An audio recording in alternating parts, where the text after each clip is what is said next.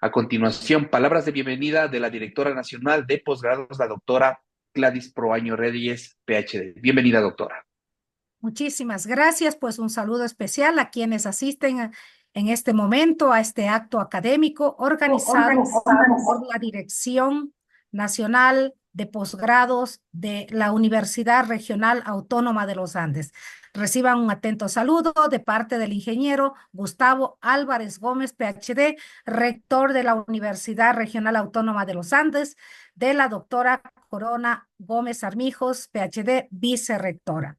Para mí es un honor, pues, participar en este acto académico y contarles que en la actualidad, pues, se encuentra desarrollando la maestría en epidemiología.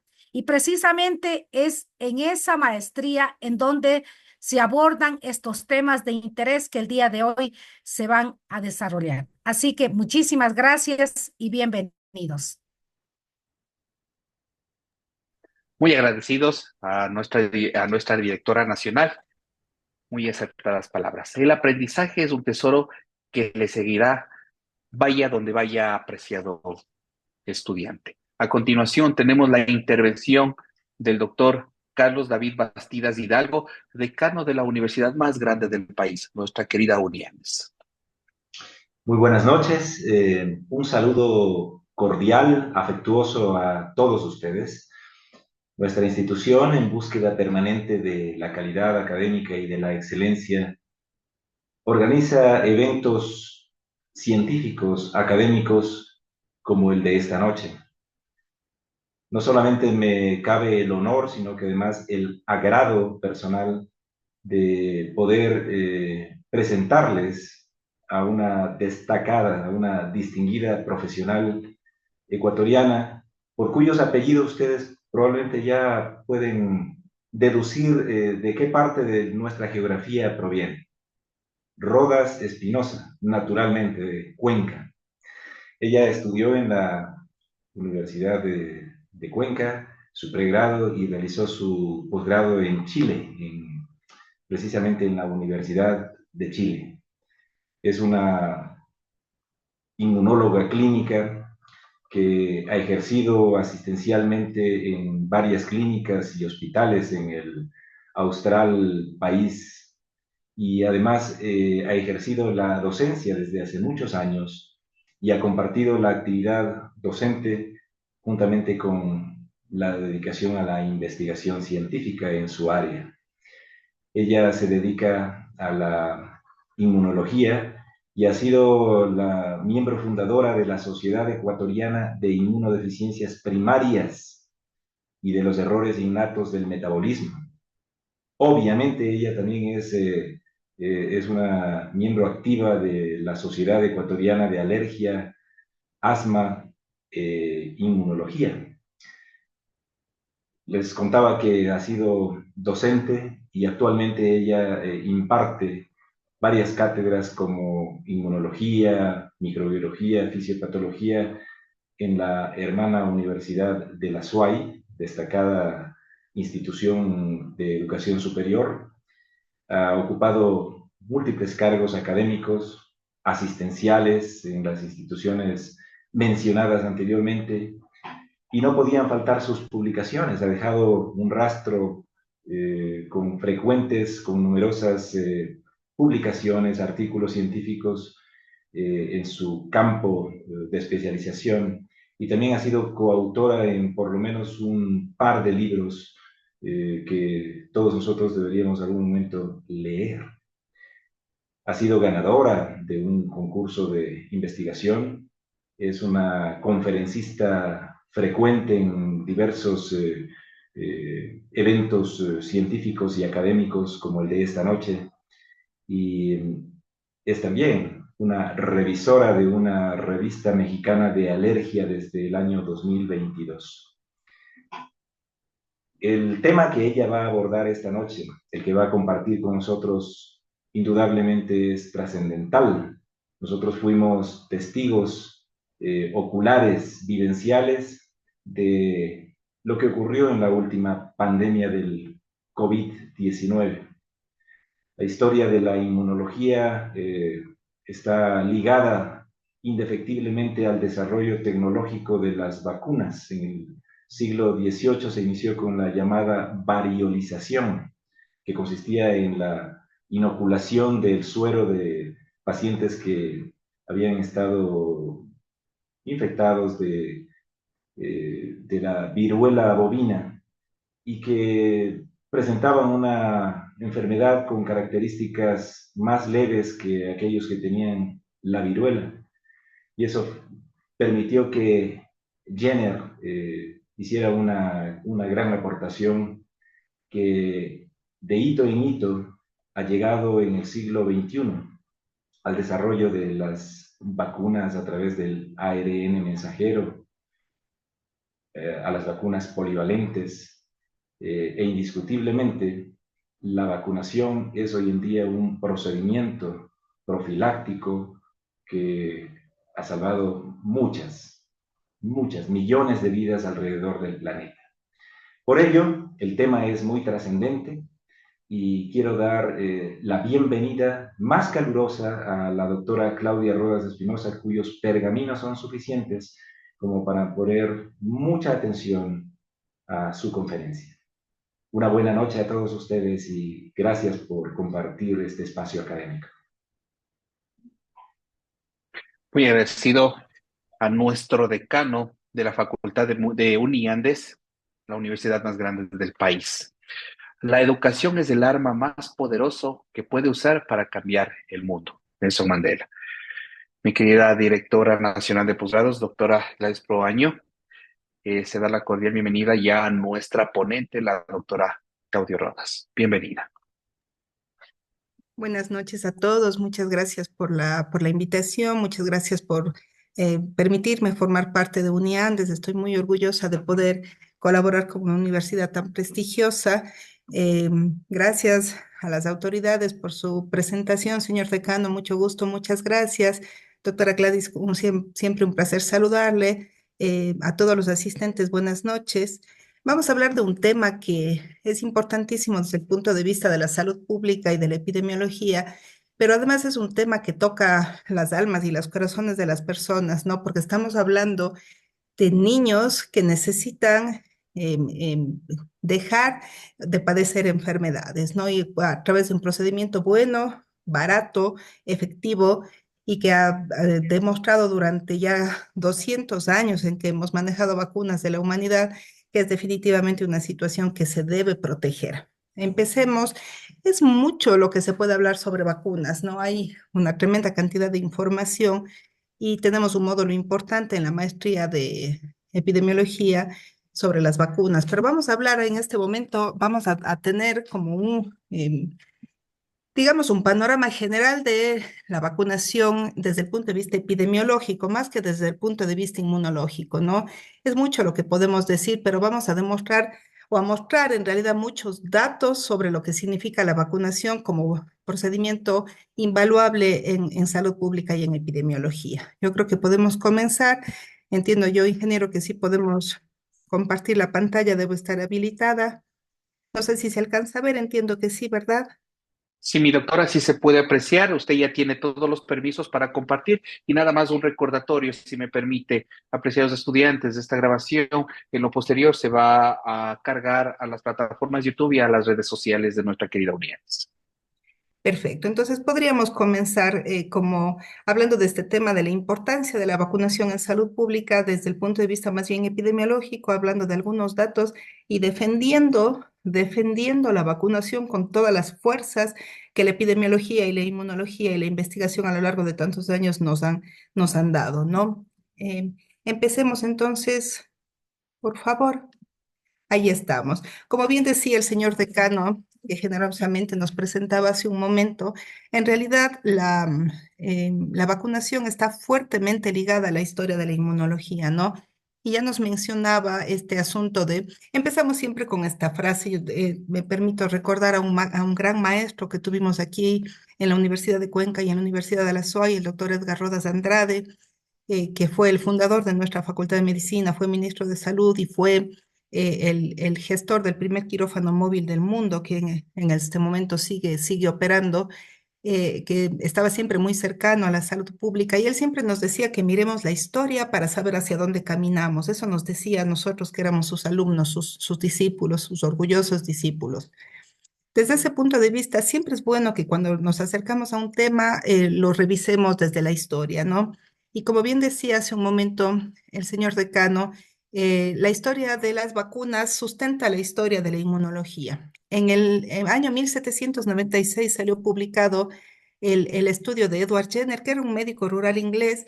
En ese momento la viruela asolaba al mundo y tenía una gran mortalidad y una gran morbilidad en realidad. Ya habían estudios, varios estudios previos sobre la variolización, que era esta especie de procedimiento de administrarle una sustancia a una persona para que se proteja de una enfermedad, ¿no? A eso se referían con variolización en ese momento. Pero las observaciones científicas del momento y las propias observaciones empíricas de este médico le hicieron sospechar que si él administraba material de viruela vacuna, de la vaca, del ganado vacuno, a una persona, esta persona debería protegerse contra esa enfermedad. Y de hecho así fue.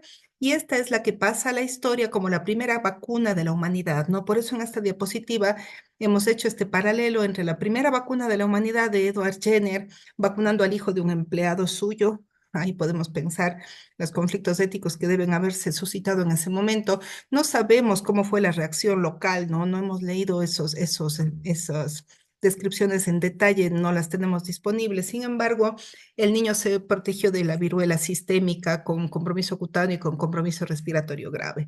La primera vacuna de la humanidad. Y por eso hemos hecho este paralelo en la imagen con la última vacuna, ¿no? Que en realidad es un grupo y un conglomerado de distintos tipos de vacunas para COVID-19. Eh, este paper es muy interesante, es muy agradable leerlo porque hace un recorrido sobre las vacunas más importantes desde el punto de vista histórico, ¿no? Entonces podemos ver claramente la primera vacuna fue la de Jenner. 100 años después, recién Pasteur utiliza la segunda vacuna ya como publicada en los anales científicos de la época. Pasteur estaba investigando la vacuna antirrábica en su laboratorio. Él era uno de los científicos más importantes de los años 1800, 100 años después de lo que hizo Jenner más o menos. Todavía está el Instituto Pasteur que hace investigación científica y conocemos todos los aportes de Pasteur para la medicina. Pero la historia cuenta que estaba en investigación y todavía en animales de experimentación utilizándose la vacuna antirrábica, la primera de la historia, y uno de sus vecinos, o el hijo de uno de sus vecinos, fue mordido por un animal con todas las características de estar rabioso.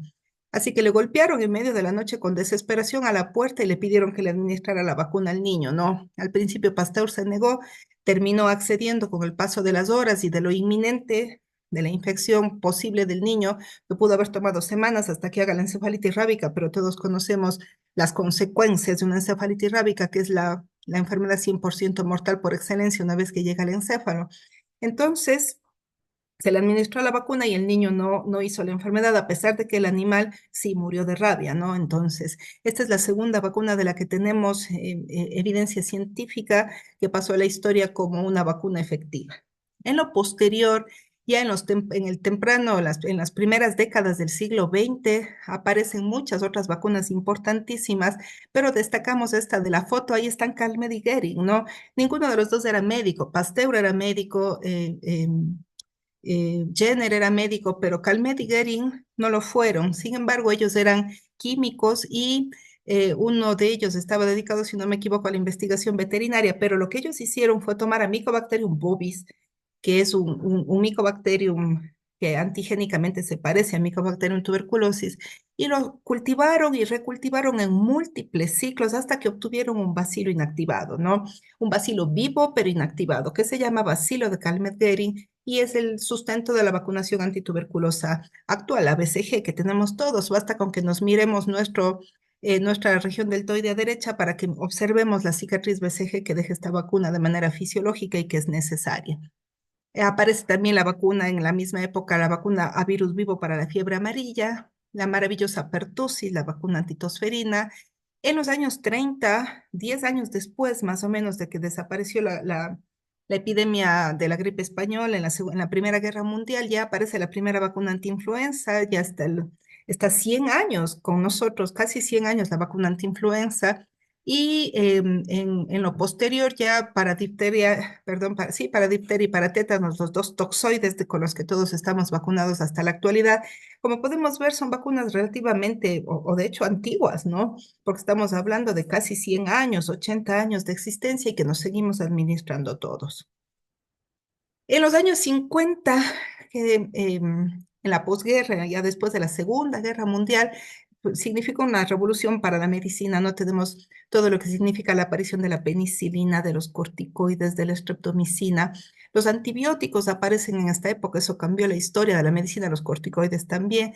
Solo basta con ver cómo disminuyó la mortalidad por sífilis luego de la introducción de la penicilina o cómo disminuyó la morbilidad por fiebre reumática y su compromiso cardíaco y neurológico con la aparición de la penicilina, pero concomitantemente a toda esta especie de revolución médica de los años 50 aparecen dos vacunas maravillosas, espectaculares para mi modo de ver, que son las vacunas antipoliomielíticas, ¿no?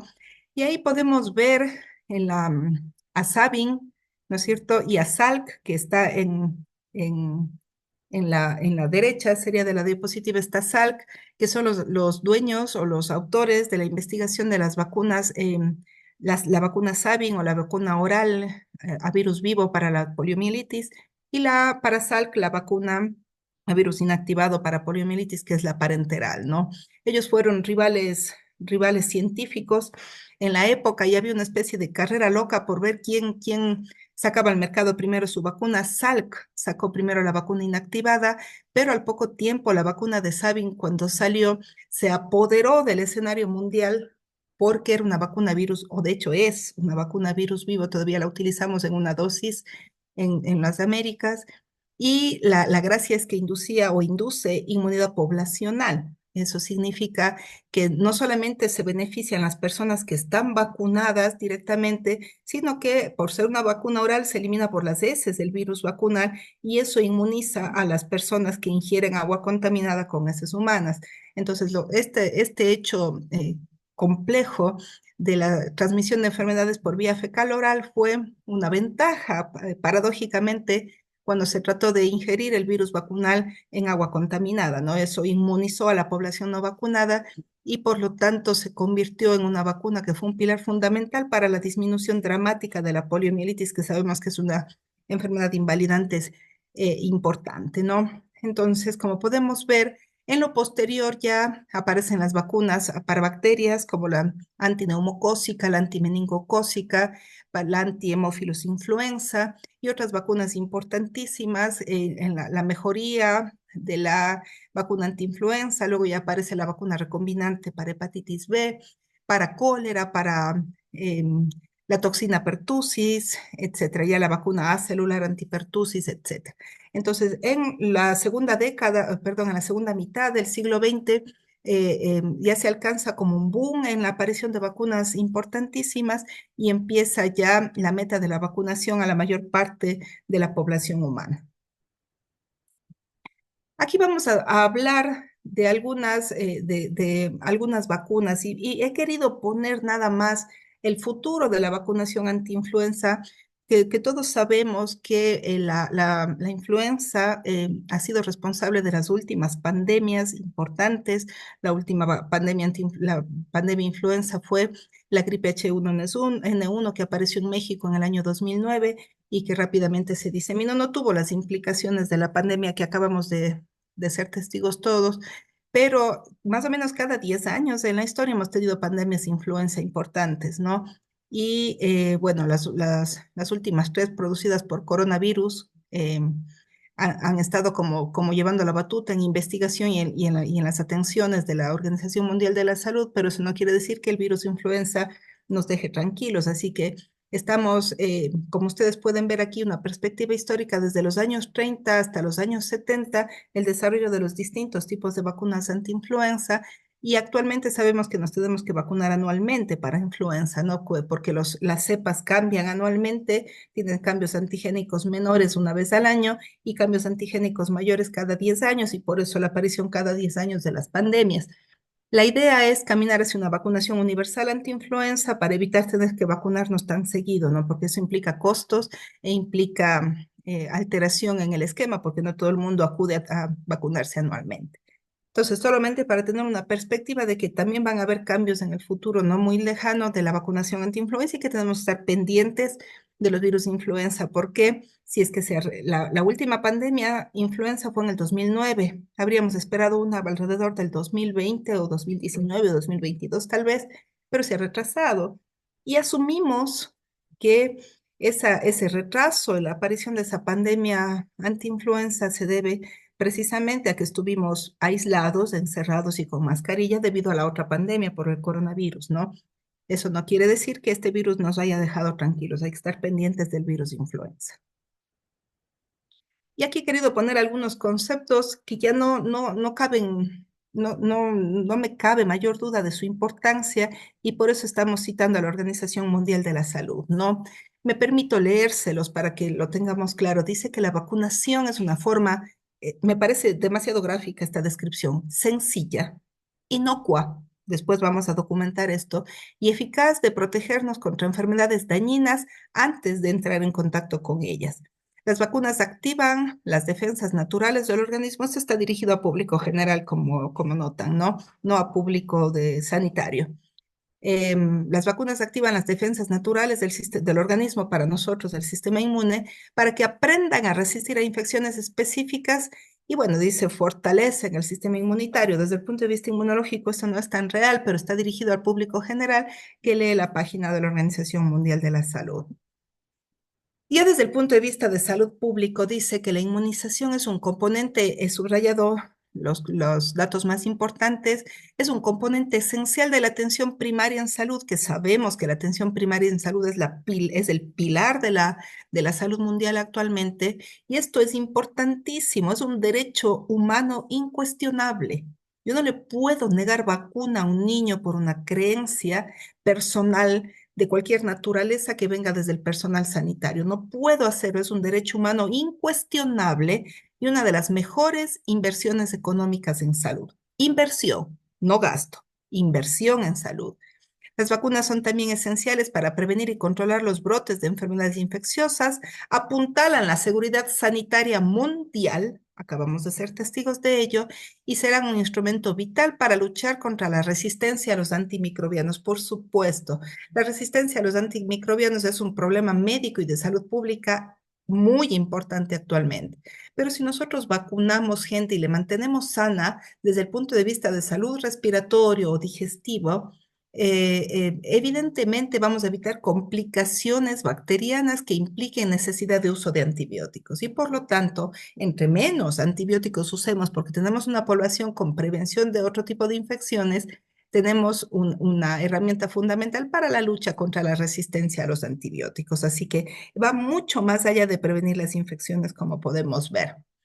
No les voy a leer todo esto, ¿no? Simplemente por lo menos 20 enfermedades nos estamos vacunando actualmente y hay vacunas para muchas otras, pero estamos hablando de aquellas que están en los sistemas públicos de salud mundial, ¿no es cierto? Y mire usted, previene por lo menos alrededor de 3 a 5 millones de defunciones al año por enfermedades que no deben matar porque son prevenibles. La difteria, el tétanos, la tosferina, la influenza, el sarampión, por Dios, perdonen que sea tan categórica, pero una de las vacunas que más nos están complicando actualmente es la falta de acceso o la negación de los padres de administrar la vacuna antisarampión y una enfermedad que debería estar en franco retroceso, está empezando a tener brotes nuevamente y en países desarrollados y eso es imperdonable.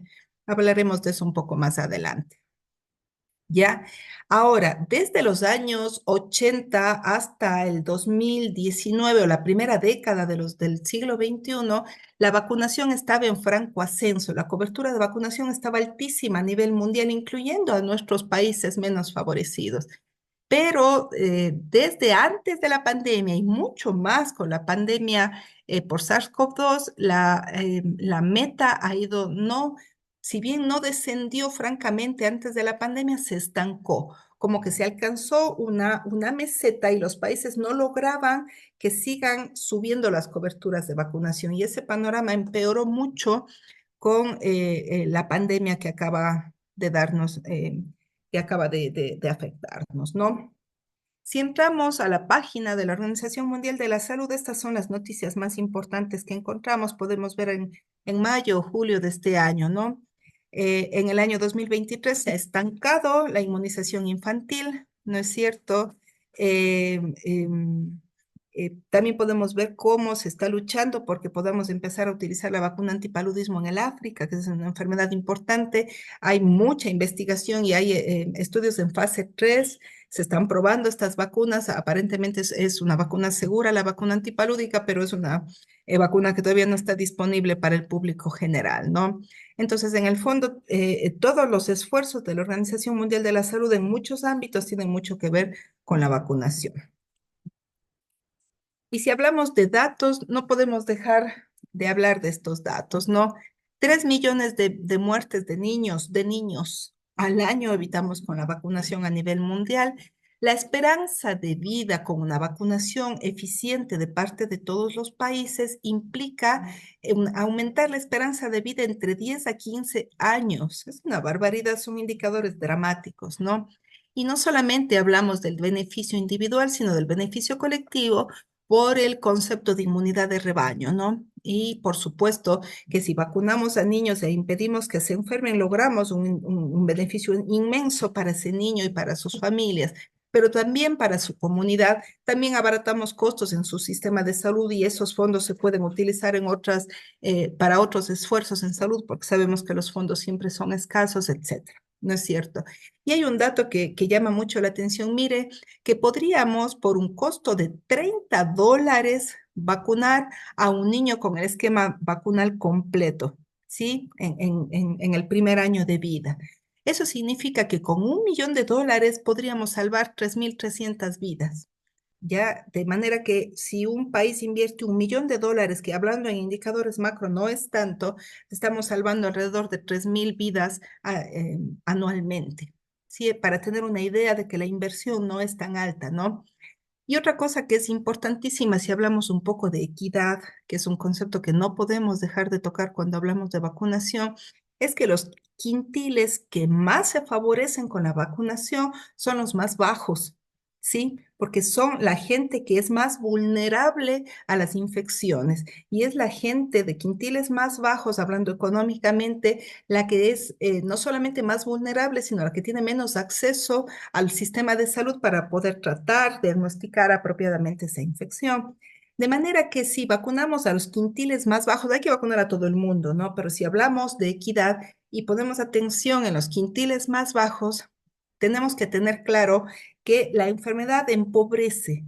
Y si vacunamos y evitamos esas enfermedades, evitamos mayor empobrecimiento de la población y evitamos que se obstaculice el desarrollo de esta población o de estos niños vulnerables. Así que por todas partes vemos que los datos definitivamente avalan de manera innegable la necesidad y la importancia de la vacunación como medida de salud pública. Tanto es así que así como la mortalidad materno-infantil, el descenso de la mortalidad materno-infantil es un indicador importante de desarrollo de los países, ¿no? Es decir, que un indicador de salud implica o nos demuestra que un país está mejor o peor desde el punto de vista socioeconómico, ¿no? Y la vacunación con DPT, con difteria, pertussis, tétanos, que es nuestra antigua triple, la mayoría de nosotros estaremos vacunados con la triple que se llamaba, actualmente esta está contenida en la vacuna pentavalente, ¿no? Tienen una sola vacuna DPT asociada a hemófilos influenza y hepatitis B, pero todos estamos vacunados con difteria, pertussis, tétanos, ¿no? La cobertura de vacunación difteria, pertussis, tétanos implica entre más alta es esta cobertura en un país, es un indicador de buena gestión de salud. Es decir, que si un país tiene alta la cobertura de DPT, significa que tiene una buena gestión de salud. Y miremos cómo era la cobertura mundial en los años 80, ¿no? Del 20%, bajísimo. Muchos de nosotros nos vacunamos probablemente en los años 70, ¿no? O en la segunda década de los 70, algunas otras personas probablemente en los años 80, pero la cobertura mundial de DPT en los años 80, que no es tanto tiempo atrás, era del 20%, bajísima. Para el año 2000 subió al 72%, ¿sí? Un alza impresionante. Para el 2019, previo a la pandemia terrible que acabamos de enfrentar, 85%, pero ahí nos estancamos. ¿Sí? No ha pasado la cobertura mundial. Hay países que por supuesto superan el 90%, pero hay otros que están todavía debajo del 80%. Entonces eso hace que se haya estancado la cobertura de vacunación de difteria, pertussis, tétanos, que es tan barata y una vacuna tan segura y tan fácil de usar, ¿no? Ya desde el 2019 está estancada el avance de esta cobertura, o sea que es previo a la pandemia, ¿no? Estamos mejor, sí, pero aún tenemos en indicadores de salud general graves problemas en cobertura de agua potable y alcantarillado en Latinoamérica. Y hay por ahí una frase que siempre nos gusta repetir que dice que la administración de un buen esquema nacional de vacunación, de una buena cobertura de vacunación en un país o en cualquier parte del mundo en realidad es el hecho de intervención en salud más eficiente después de la introducción del agua potable. A ese nivel es importante la vacunación para la prevención de infecciones, ¿no? Y sin embargo, en amplias áreas de Latinoamérica todavía tenemos problemas de agua potable y alcantarillado. Probablemente en nuestras áreas urbanas no, ¿no? Tenemos en Ambato, en Riobamba, en la zona centro-norte, en la zona centro-sur, sobre todo en la sierra, buenas coberturas de agua potable y alcantarillado. En Cuenca nos enorgullecemos de nuestra cobertura. Sin embargo, no hay que ir muy lejos. En las grandes ciudades, en Guayaquil, por ejemplo, en Machala, por ejemplo, todavía tienen problemas de cobertura de agua potable y alcantarillado, y no necesariamente en el área rural, ¿no? Pues a veces en las áreas cercanas a los centros urbanos más grandes. Y otra cosa que no podemos dejar de decir, que a la larga, imagínense que estamos hablando ya de un asunto de moral y un asunto de valores cuando hablamos de este tema, ¿no? Y esta frase me llegó muy adentro porque dice que la administración de vacunas, la obligación que tenemos de proteger a nuestros niños con vacunas es un imperativo moral. Es decir, que termina siendo ya un conflicto ético no luchar para la distribución con equidad de la vacunación. ¿Ya?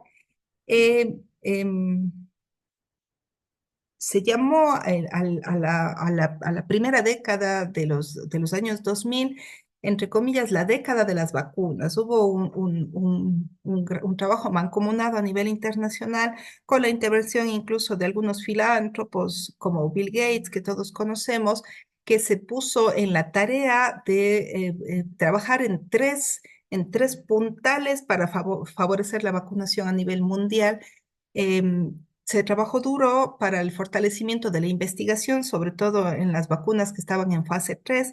Hay muchas vacunas en fase 3 para tuberculosis, para mejorar la vacunación para la tuberculosis. Se movilizó a los donantes, a todas las empresas, la empresa privada que quería de manera filantrópica donar para la investigación en vacunación. Se trabajó duro en hacer cumplir los compromisos de vacunación de los países en desarrollo, y adicionalmente se presionó, ¿no?, a los países en vías de desarrollo para que fortalezcan la inversión en vacunación. Y por último, se trabajó también en comunicar de manera adicional los beneficios de las vacunas. Toda una campaña a nivel mundial para que esta década de las vacunas despunte, ¿no? Y esto pasó en la primera década del siglo XXI, y a pesar de eso, en la segunda década se estancó la cobertura. Pero si es que hablamos desde el punto de vista económico, miren cómo el rendimiento de la inversión significa que hay un retorno de $26 al país por cada dólar invertido en vacunación, si se hace la equivalencia, ¿no? Eso significa que un país invierte $1 y con el paso y en 10 años va a recuperar 26. Sí, es decir, por eso hablábamos hace un momento que no es un gasto en salud, es inversión en salud, porque estamos previniendo infecciones, previniendo gastos para el sistema de salud y previniendo el empobrecimiento de la población. Así que eh, seguimos pensando y seguimos defendiendo esta estrategia con todas las fuerzas.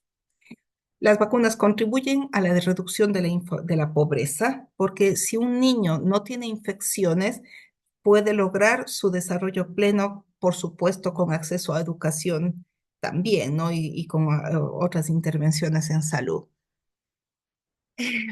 Y esta frase me llamó mucho la atención, ¿no? Que habla esta autora en esta publicación que revisamos. Dice que ser inteligente es lo más valioso que hacemos, pero en la moneda de la energía.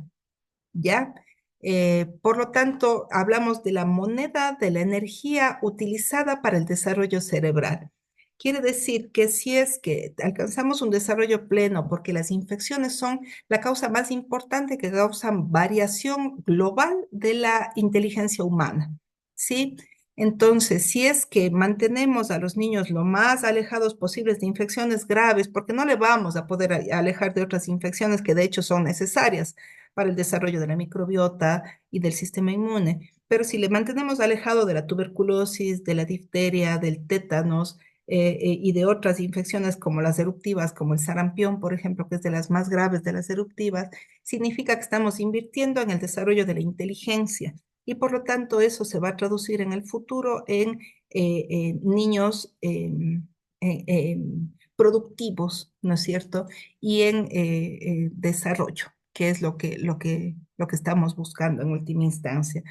A manera de infidencia, les comentaré de una paciente que revisamos la semana pasada, le veo todos los meses, es una jovencita, una chica de 12 años que viene del área rural de la provincia de aquí de La Suaya, cerca de Cuenca, pero de un área muy rural. Y ella es una jovencita de 12 años que está desnutrida, que tiene una talla baja, eh, pero que sin embargo tiene una madre muy luchadora que tiene doble empleo doméstico. En eso trabaja la señora, doble empleo doméstico y saca adelante a sus niños. Esta muchachita es tan inteligente, tiene una conjuntivitis alérgica muy severa que casi le toca trasplantarse la córnea. El hermano se trasplantó la córnea porque se dañó su ojito por la alergia. Están un poco más estables ahora, pero cuando yo le pregunto a esta nena qué quiere hacer cuando sea grande, ella me dice que quiere ser oftalmóloga. O sea, ella no quiere ser médico, ella quiere ser oftalmóloga, ya nos lleva una ventaja, ¿no? A esa edad probablemente los médicos que estamos aquí presentes decíamos, yo quiero ser médico, pero ella ya quiere ser oftalmóloga. Es la primera en en su curso y cuando le pregunto qué usa para los ojos, ella me dice, uso ciclosporina al 0,1%, uso tobramicina, uso dexametasona y ocasionalmente me pongo olopatadina. O sea, tiene un nivel de inteligencia, un coeficiente intelectual alto, es una alumna brillante y estoy segura de que ella es una niña que va a llegar lejos, ¿no? Quiere ir a estudiar en España, ella no quiere estudiar en Ecuador. Entonces, si vemos ese tipo de ejemplo con una madre luchadora que logró mantener a sus niños fuera de las infecciones, vemos estos ejemplos inspiradores de niños que seguramente van a hacer cosas importantes por el país mañana. Eh, Les pongo nada más un ejemplo de un asunto coloquial de la vida, de la práctica clínica diaria, pero si es que invertimos en salud desde este punto de vista, vamos a tener la satisfacción de ver a niños inteligentes que necesitan oportunidades, vacunas y buenas intervenciones en salud. He querido mostrarles algunas noticias de UNICEF, pero de Ecuador, ¿no? De algunos indicadores que muestra el Ecuador hacia UNICEF.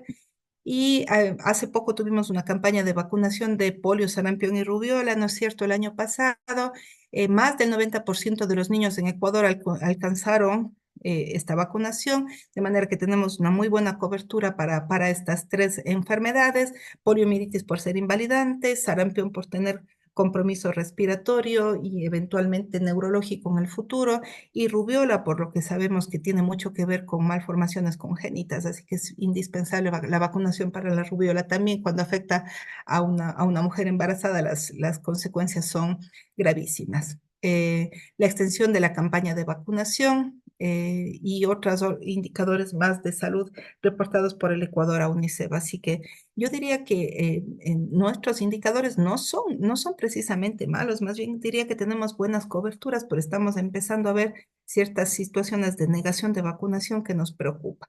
Nada más el esquema nacional de vacunación que reporta nuestro Ministerio de Salud, tanto en la niñez como en los adultos, tenemos una muy buena cobertura, insisto.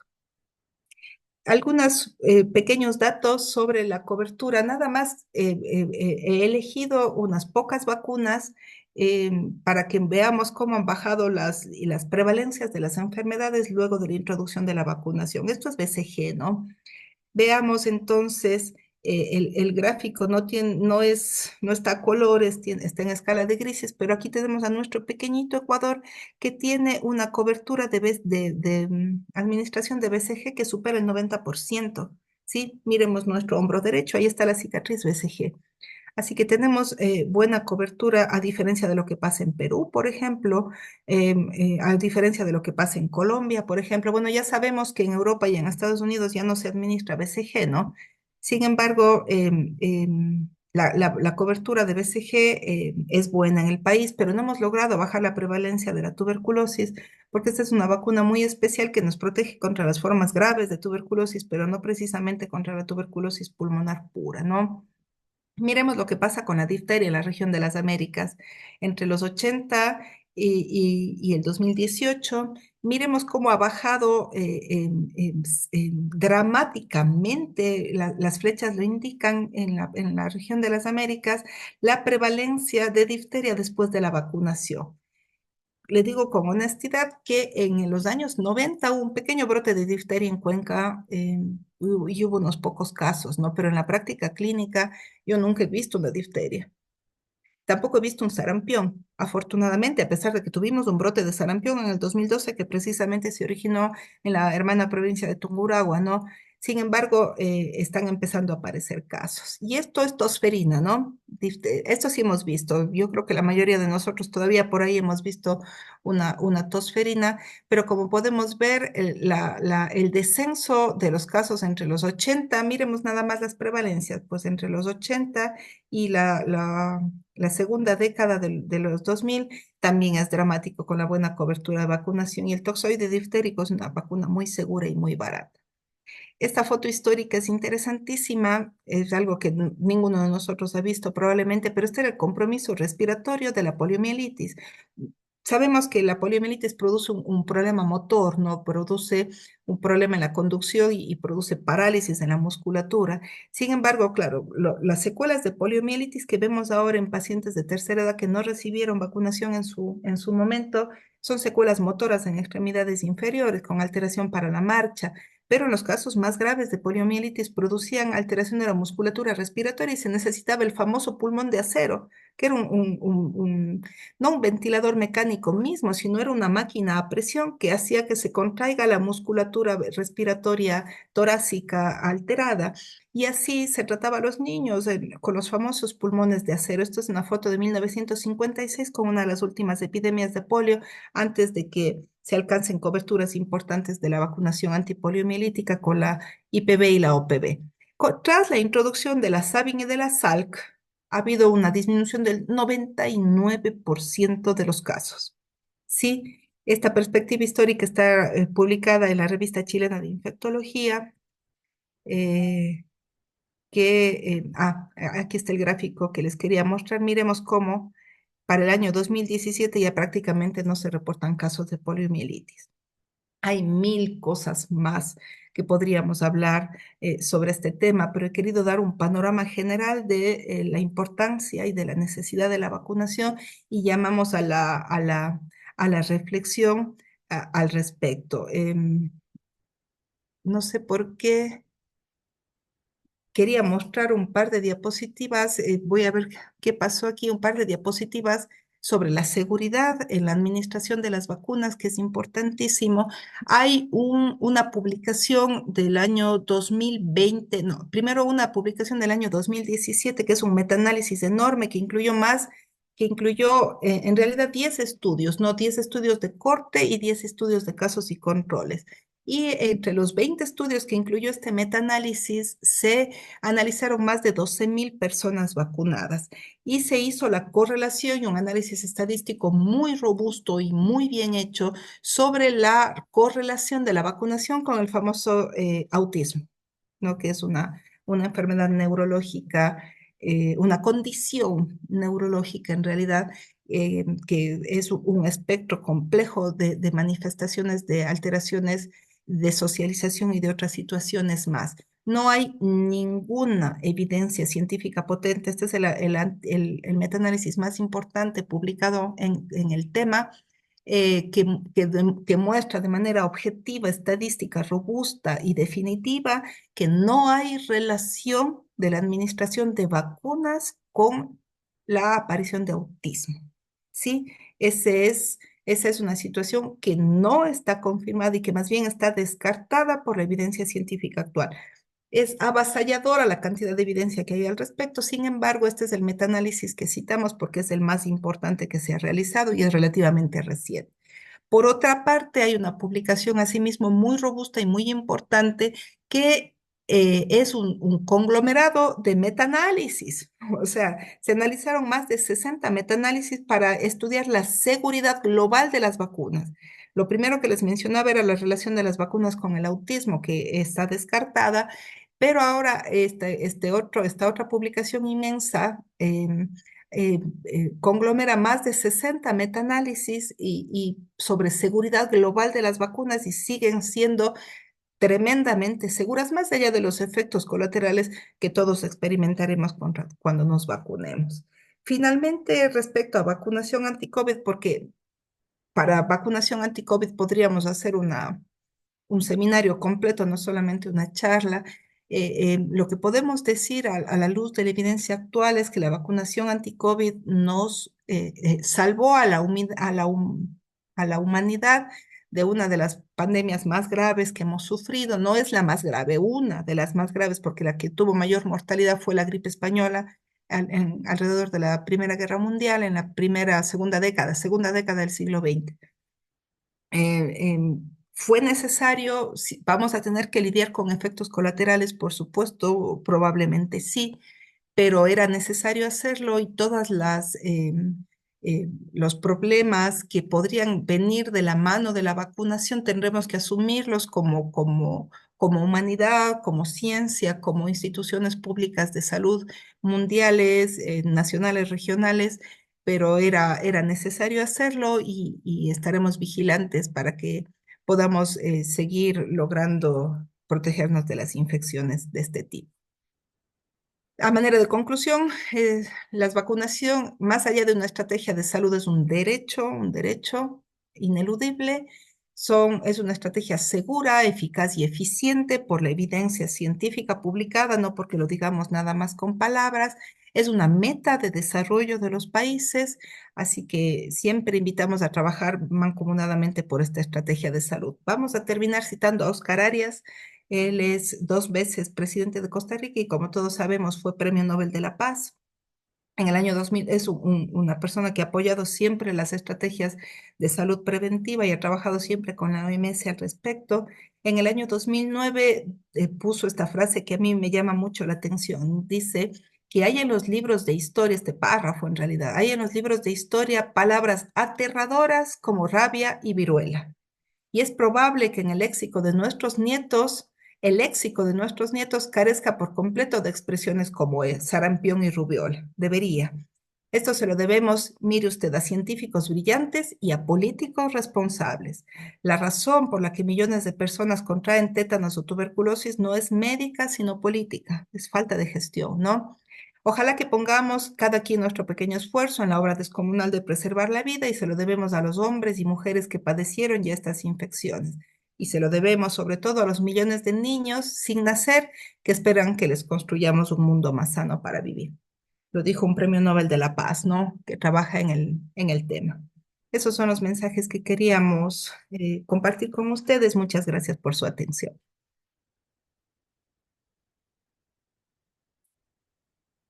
Muy agradecido, mi querida doctora. mi querido doctor. Bueno, parece, si no sé si me aprueba, doctora Gladys Proaño, tenemos preguntas. No sé si me aprueba, por favor. Bueno, la doctora Claudia, aprovechemos estas dos preguntitas. Claro. Por favor, Paulina Monge, proceda con su pregunta, por favor. Muy buenas noches con todos. Tengo una pregunta para la doctora Claudia. Bueno, realmente, últimamente se está hablando de lo que es la viruela del mono, ¿no? La viruela símica.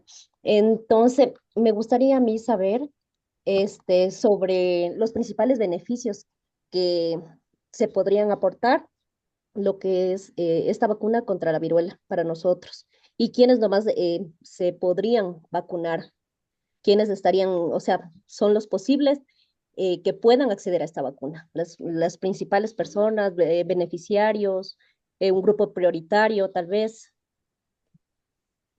Sí, muchas gracias por su pregunta. Justamente en esta semana estaba leyendo que está prendida la alarma mundial por la reaparición de la viruela. Ahora le llamamos viruela M, ¿no? Es la recomendación de la Organización Mundial de la Salud para evitar que tenga un nombre que pueda llegar a ser peyorativo o algo ofensivo, ¿no?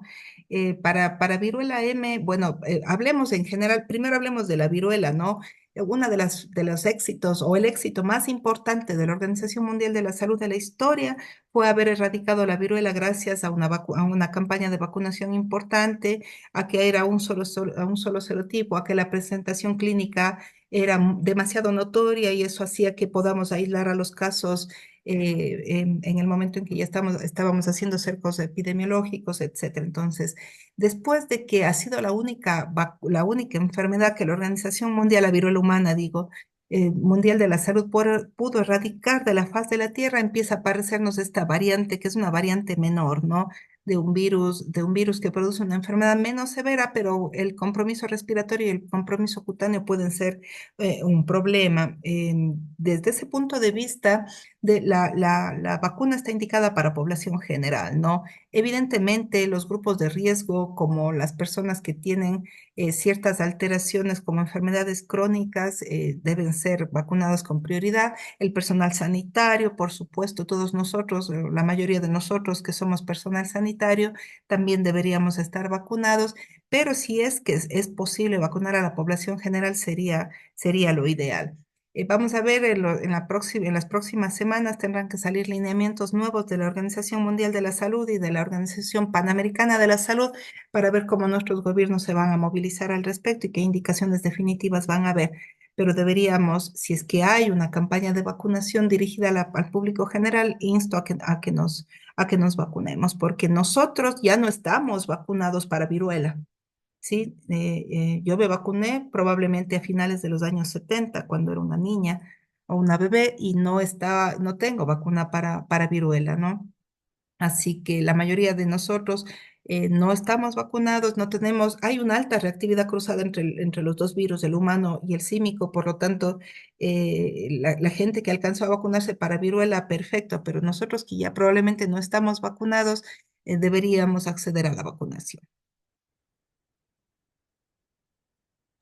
Muchas gracias, mi querida doctora. Entonces, por favor, para seguir con el evento, mi querido doctor Bastidas, el preámbulo para culminar y finalizamos con la doctora Gladys Proaño.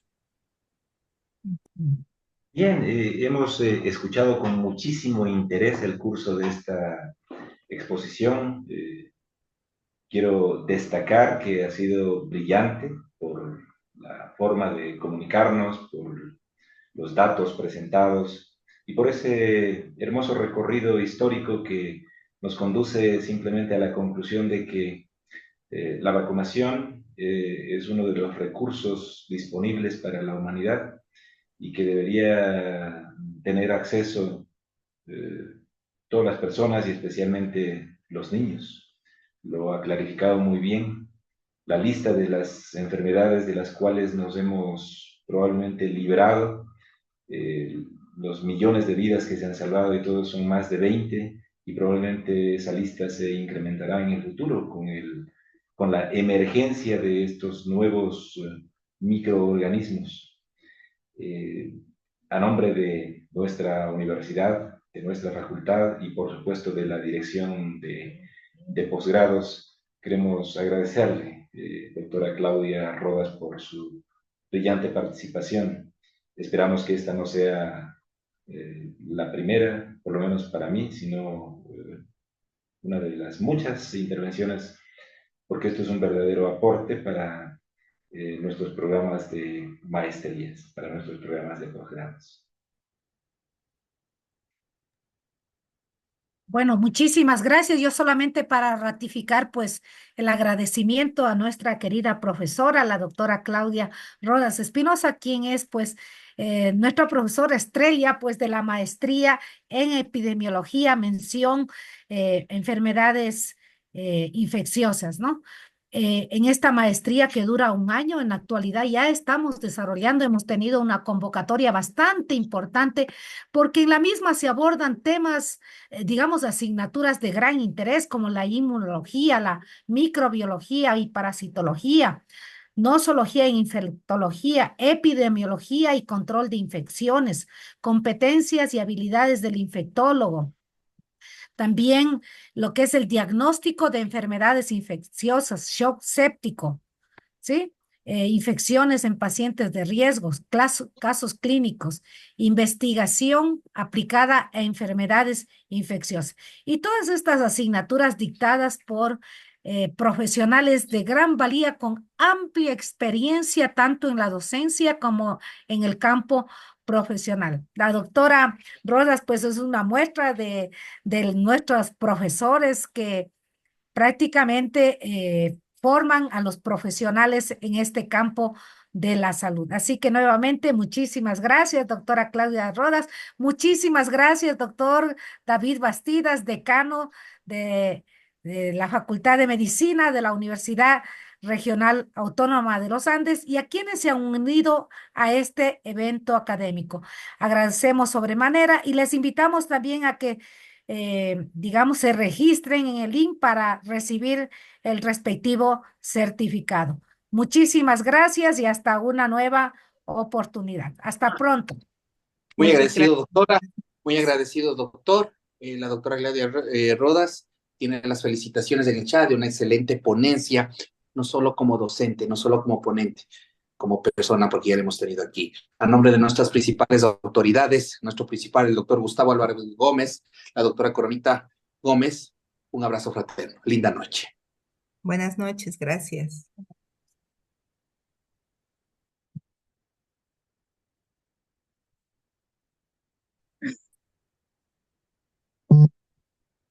Y